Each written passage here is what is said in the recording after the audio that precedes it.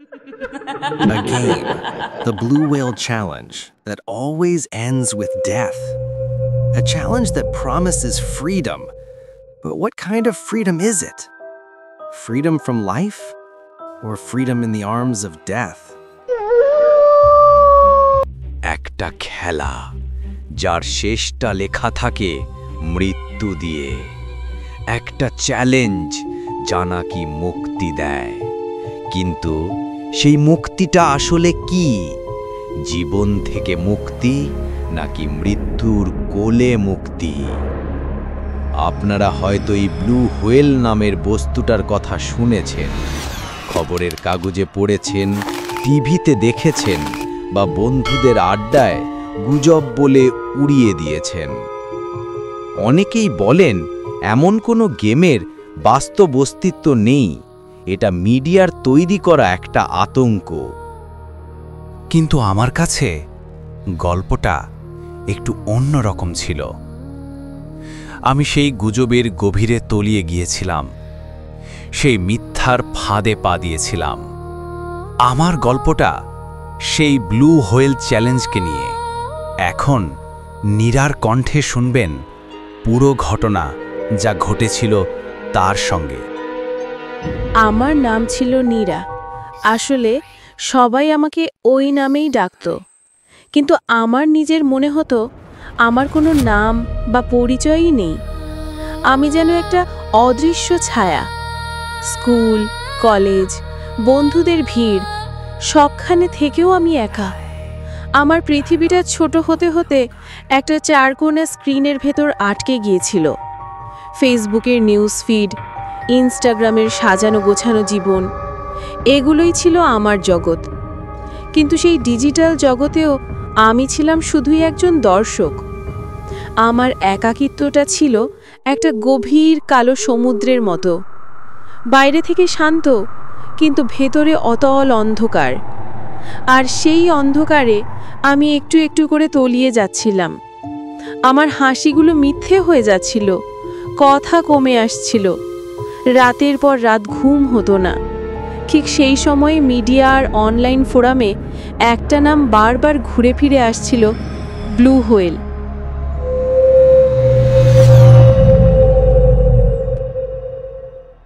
গল্পটা ছিল এরকম। এটা নাকি একটা অনলাইন চ্যালেঞ্জ যা 50 দিন ধরে চলে। একজন কিউরেটর বা অ্যাডমিন থাকে যে রোজ একটা করে কাজ দেয়। কাজগুলো নাকি খুব সাধারণভাবেই শুরু হয়, কিন্তু ধীরে ধীরে ভয়ঙ্কর আর আত্মধ্বংসাত্মক হয়ে ওঠে। আর 50তম দিনের চ্যালেঞ্জ আত্মহত্যা। বলা হতো এর নাম নাকি নীল তিমির আচরণ থেকে নেওয়া হয়েছে, যারা জীবনের শেষে স্বেচ্ছায় সৈকতে এসে নিজেদের শেষ করে দেয়। বেশিরভাগ মানুষ এটাকে বানানো গল্প বলে উড়িয়ে দিলেও আমার কৌতূহলী আর বিষণ্ণ মন আঁকড়ে ধরতে চাইছিল কিছু একটাকে। আমার মনে হয়েছিল হয়তো এই খেলার শেষে আমি এমন কোনো মুক্তি খুঁজে পাব যা আমার এই অর্থহীন জীবনটা দিতে পারছে না। ভেতরের শূন্যতা এতটাই তীব্র ছিল যে মুক্তির এই ভুল আশ্বাসকেই আমার একমাত্র পথ বলে মনে হয়েছিল। Are you really ready to play? Once you start the Blue Whale Challenge, there's no turning back. Each day was a new nightmare, hurting myself, going alone to deserted places in the middle of the night, tasks that completely shattered my mental state. I lost my sleep, barely ate, and felt like a prisoner trapped inside my own body with the key held by an invisible hand. আমি খুঁজতে শুরু করলাম বিভিন্ন গোপন forum, social মিডিয়ার আনাচে কানাচে ঘুরতে লাগলাম। একদিন একটা অচেনা প্রোফাইল থেকে আমার কাছে একটা মেসেজ এলো। প্রোফাইল পিকচারে একটা নীল তিমির ছবি। Do you want to play? আমার বুকের ভেতরটা কেঁপে উঠেছিল। ভয় আর উত্তেজনা মেশানো এক অদ্ভুত অনুভূতি। আমি কাঁপা কাঁপা হাতে টাইপ করলাম ইয়েস। ওপার থেকে উত্তর এলো Welcome, I am your curator. From now on, you must do what I say. Remember, once the game starts, you cannot leave. আজ যখন পেছন ফিরে তাকাই তখন মনে হয় স্ক্রিনের ওপারে কি সত্যিই কোনো সংগঠিত কিউরেটর ছিল, নাকি কোনো একাকী বিকৃত মনের মানুষ এই গুজবের সুযোগ নিচ্ছিল, নাকি পুরোটাই ছিল আমার মনের বিভ্রম। কিন্তু সেদিন আমার কাছে ওই কাল্পনিক মানুষটাই ছিল একমাত্র সত্যি। আমার প্রথম কাজটা ছিল খুব সাধারণ। ভোর 4:20 ঘুম থেকে উঠে একটা হরর মুভি দেখবে। আমি তাই করলাম। কাজটা শেষ করে কেমন যেন একটা জয়ের অনুভূতি হলো। মনে হলো আমি এমন কিছু একটা করছি যা আর কেউ জানে না। এটা ছিল আমার গোপন জগৎ। আমি জানালাম কাজ শেষ। ওপাশ থেকে শুধু একটা ভালো রিপ্লাই এলো। এই সামান্য স্বীকৃতিটুকুই আমার শূন্য জীবনে অনেক বড় পাওয়া ছিল। ধীরে ধীরে কাজগুলো অদ্ভুত হতে শুরু করলো। সারা দিন কারো সাথে কথা না বলে থাকবে, একটা উঁচু ছাদে গিয়ে রেলিংয়ের ধারে দাঁড়াবে। প্রতিটি কাজ আমাকে বাস্তব জগৎ থেকে আরও একটু দূরে সরিয়ে দিচ্ছিল। আমি পরিবার বন্ধুদের থেকে নিজেকে গুটিয়ে নিতে লাগলাম। আমার জগৎ হয়ে উঠল শুধু আমি আর আমার সেই অদৃশ্য কিউরেটর। 10ম দিনে সেই কাজটা এলো যার কথা আমি বিভিন্ন জায়গায় পড়েছিলাম এবং সবচেয়ে বেশি ভয় পেয়েছিলাম। তোমার হাতে একটা ব্লেড দিয়ে তিমির ছবি আঁকো। আমার হাত কাঁপছিল। আমি আয়নার সামনে দাঁড়িয়ে নিজের দিকে তাকালাম। আমার চোখ দুটো ক্লান্ত, ফোলা। আমি কি সত্যিই এটা করব? কিন্তু খেলা থেকে বেরোনোর কোনো পথ আমি আর দেখছিলাম না। ভয় আর সম্মোহনের এক অদ্ভুত জালে আমি জড়িয়ে গিয়েছিলাম। আমি চোখ বন্ধ করে কাজটা শেষ করলাম। তীব্র যন্ত্রণার চেয়েও বড় ছিল আমার ভেতরের ভাঙচুর। আমি ছবিটা পাঠালাম। উত্তর এলো, now you are a real blue whale. এরপর থেকে প্রতিটি দিন ছিল এক একটা দুঃস্বপ্ন। নিজেকে আঘাত করা, মাঝরাতে একা একা নির্জন জায়গায় যাওয়া, এমন সব কাজ যা আমার মানসিক অবস্থাকে পুরোপুরি ভেঙে দিচ্ছিল। আমার ঘুম চলে গিয়েছিল, খাওয়া দাওয়া প্রায় বন্ধ। আমি যেন নিজের শরীরের ভেতর আটকে থাকা এক কয়েদি, যার চাবি রয়েছে এক অদৃশ্য মানুষের হাতে। ৪৯তম দিন। আমি শারীরিকভাবে দুর্বল, মানসিকভাবে বিধ্বস্ত। আমার হাতে পায়ে কাটার দাগ, আমার আত্মাটা যেন ক্ষত বিক্ষত। কিউরেটরের মেসেজ এলো, আগামীকাল তোমার মুক্তির দিন, তুমি তৈরি তো? ৫০তম দিন। আমার ফোনে একটাই মেসেজ, তোমার কাছাকাছি সবচেয়ে উঁচু বিল্ডিংটা থেকে লাফ দাও, এটাই তোমার শেষ কাজ। ভয় পেও না, মৃত্যু খুব সুন্দর। আমি যেন একটা রোবটের মতো এগিয়ে গেলাম। আমার কোনো অনুভূতি কাজ করছিল না। আমি আমাদের অ্যাপার্টমেন্টের ছাদে গিয়ে দাঁড়ালাম। নিচে শহরটা খেলনা গাড়ির মতো ছোট দেখাচ্ছে। বাতাস বইছিল খুব, আমার চুল উড়ছিল। ওই মিথ্যে কিউরেটর বলেছিল মৃত্যু খুব সুন্দর, মুক্তি। এটাই কি সেই মুক্তি? হঠাৎ আমার মনে পড়ল ছোটবেলার কথা। বৃষ্টিতে ভেজার পর মায়ের হাতের গরম খিচুড়ি, বাবার ঘাড়ে চড়ে মেলায় ঘুরতে যাওয়া, বন্ধুর সাথে প্রথমবার স্কুল পালিয়ে সিনেমা দেখা। খুব সাধারণ কিছু স্মৃতি। আমি ছাদের কিনারায় দাঁড়িয়ে নিচের দিকে তাকালাম। আমার মনে হলো আমি কোনো গেমের শেষ ধাপে নেই, আমি আমার জীবনের শেষ প্রান্তে দাঁড়িয়ে আছি। যে একাকিত্ব থেকে পালাতে চেয়েছিলাম, মৃত্যু তো তার থেকেও বড় একাকিত্ব।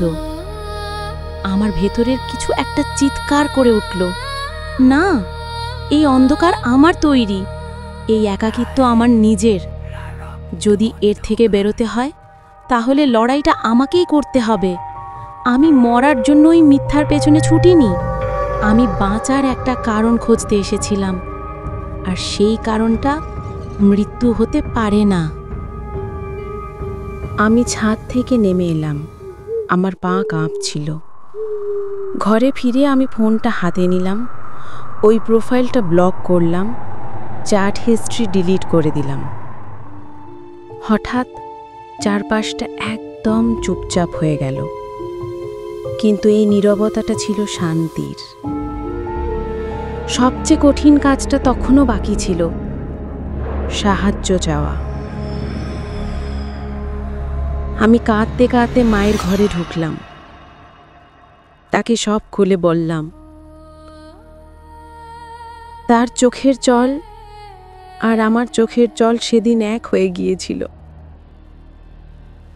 তিনি আমাকে বকা দেননি, শুধু শক্ত করে জড়িয়ে ধরেছিলেন। সেই মুহূর্তে আমার মনে হলো পৃথিবীর সবচেয়ে নিরাপদ জায়গায় আমি ফিরে এসেছি। এরপর শুরু হলো আমার আসল লড়াই। মনোরোগ বিশেষজ্ঞের সাহায্য নেওয়া, পরিবারের সাথে সময় কাটানো, পুরনো বন্ধুদের সাথে আবার যোগাযোগ করা। পথটা সহজ ছিল না, কিন্তু প্রতিদিন আমি নিজেকে মনে করিয়ে দিতাম আমি একজন বিজয়ী। আমি মৃত্যুর মুখ থেকে ফিরে এসেছি। এখন আমি যা বলতে যাচ্ছি, আমাকে দয়া করে কেউ খারাপ ভাববেন না। আমার একজন প্রেমিক ছিল, আমি তার দেওয়া আঘাতের ফলেই ডিপ্রেশনে ছিলাম, আর ব্লু হোয়েল বেছে নিয়েছিলাম। আমাকে সে মাঝে মাঝে গিফট করত বিভিন্ন কিছু, কিন্তু এই গিফটগুলোর পেছনে রয়েছিল অন্য একটি সত্য। সে বিয়ের প্রলোভন দেখিয়ে আমাকে কাছে পেতে চাইতো। আমি তার সাথে মাঝে মাঝে ভিডিও কলে কথা বলতাম, আর তার সাথে দেখা হলে ব্যাক টাচ করার চেষ্টা করত। মাঝে মাঝে সে আমাকে চুমু দিত, আর এই রকম লিপ কিস করার একটি ভিডিও ছিল আমার মোবাইলে। একদিন আমার মোবাইলের সেই ভিডিওটি দিয়ে আমাকে ব্ল্যাকমেল করতে চাইল সেই কিউরেটর। আমি তার প্রোফাইল ব্লক করে ডিলিট করে দিয়েছিলাম। তবে সেই একই রকম দেখতে অন্য একটি প্রোফাইল থেকে আসা মেসেজ আমাকে খুব চিন্তায় ফেলে দিল। আমি তো তাকে আমার সেই ভালোবাসার মানুষের ভিডিও দেইনি। সে নিশ্চয়ই অন্য উপায়ে আমার ভিডিও নিয়েছে বা হ্যাক করেছিলেন। আমি তাকে আবার ব্লক করে দিলাম, আর আমার সিম, মোবাইল সব ভেঙে ফেললাম। আজ এত বছর পর যখন আমি ব্লু হোয়েল চ্যালেঞ্জের কথা ভাবি, তখন আমার কাছে এটাকে একটা ভয়ঙ্কর আরবান লিজেন্ড বা গুজব বলেই মনে হতো। তবে শুনেছি একটি রাশিয়ান ছেলে এই গেম বা অনলাইন চ্যালেঞ্জ মনিটরিং করত, সেই নাকি গ্রেফতার হয়েছে। কিন্তু একটা জিনিস সত্যি, আর তা হলো একাকিত্ব, বিষণ্ণতা আর মানসিক যন্ত্রণা। এগুলো কোনো গুজব নয়, এগুলো বাস্তব।